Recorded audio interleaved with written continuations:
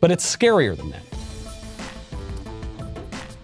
There's a purpose to the growth of all this kind of state power, and I use that term state broadly to include tech and education and all those sorts of things, and the media notably.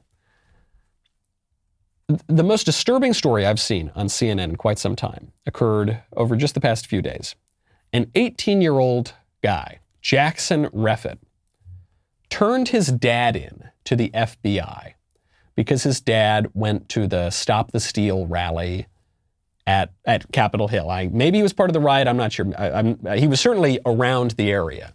And so this kid calls the FBI to turn his dad in because his dad said, hey, if you turn me in, you're a traitor. I guess the kid had been threatening to turn him in or suggested he might turn him in. He says, if you turn me in, you're a traitor. And you know what happens to traitors?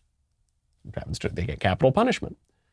So this kid calls the FBI, gets his father arrested, and then CNN has him on to talk about the wonderful story. Now, maybe you're of two minds on this. Maybe maybe it was a serious threat. Maybe he had to turn his dad in. Well, I don't know. It doesn't sound like a serious threat. Listen to Reffitt tell the story to Cuomo, who's lapping it up. I know you love your family, and I know this is hard. So help people understand, why did you feel you had to let authorities know about what was being done to your father and what was happening in his own head? I don't really know how to explain it.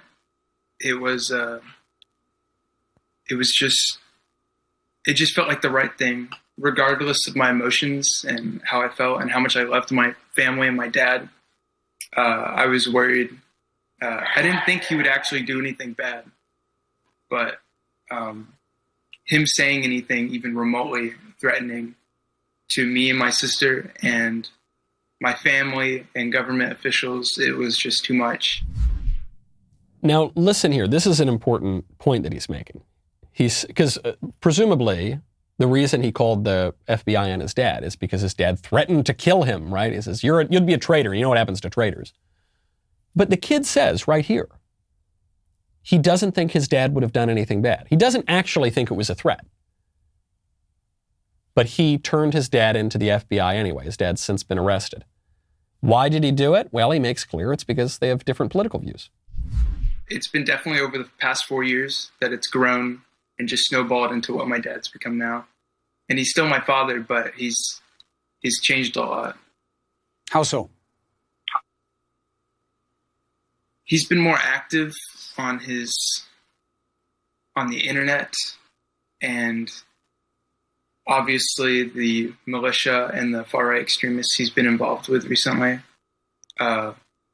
He's been a lot more, I don't want to say aggressive, but more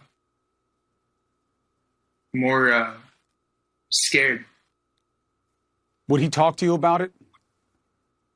No. I actually never even knew he was going to D.C. until the day he left. I'm sure it was because of my political views, but I'm not sure. And there you have it. I'm sure it's because of my political views. Presumably this kid is quite left-wing. And then he posted a fundraiser because his mother kicked him out of the house for getting his father arrested. And from the picture, he's wearing he's got very long hair. He's wearing a pink hat. He doesn't look like a right-wing conservative. I'm not even really attacking this kid. I mean, he's 18 years old. I guess he's an adult. And it's wrong to get your father arrested, generally speaking, especially for just being a Republican. But I'm not attacking this kid. My heart kind of breaks for this kid, and certainly it breaks for the family, the sisters and the mother, who the kid acknowledges. He says, "Oh yeah, I've broken their hearts. I've totally destroyed their lives. Yeah, because I got my dad arrested. But I felt like I had to do it. I'd do it again." And Chris Cuomo, that disgusting man, lapping it up. So happy. Oh, yeah, tell me more about how you got your dad arrested because he's so right-wing. Yeah, tell me. Oh, you had to do it. You had to do it. I mentioned this whole story, not even to comment on the kid or the dad or even Chris Cuomo. I bring up this story because it has a lot to do with how the left operates. It actually tells you a lot about the difference between the right and the left.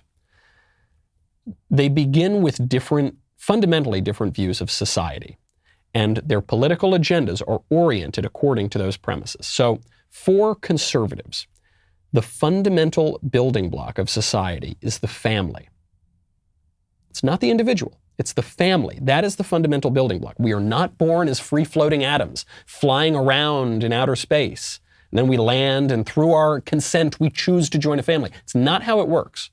We are born out of an act of love between our parents, and at a higher level, out of the act of love of God, our Creator, who creates the world through an act of speech.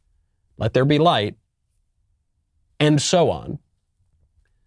And we are born with duties, with obligations, with loyalties.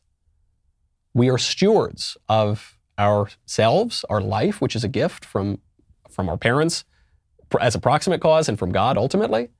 And we are stewards of this creation. That's where conservatives begin.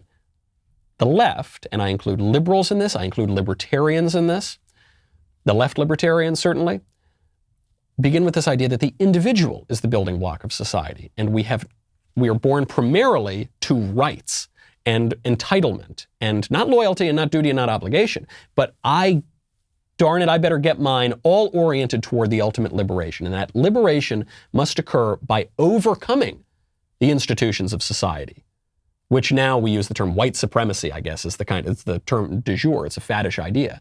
But you hear all the patriarchy is another one of these, and ultimately the family, which is that bedrock institution. It's the smallest political institution you can have of multiple people in society organically.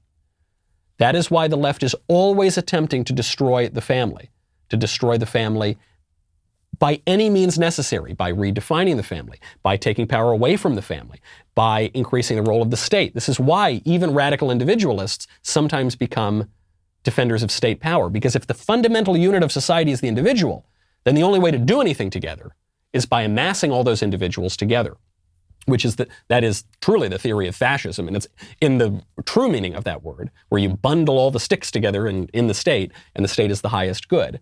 And of course, the progressive left has this exalted view of the state, and even mainstream liberals have an exalted view. Those are different scenarios, and you're going to see a whole lot more of this. It's deeply disturbing, but this is what it looks like. We talk about it in the abstract a lot. This is what it looks like on the granular level.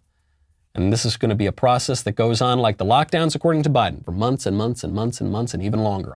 If you enjoyed that break from disinformation, historical revision, and screaming about the end of the world, be sure to hit the subscribe button so that you never miss another video.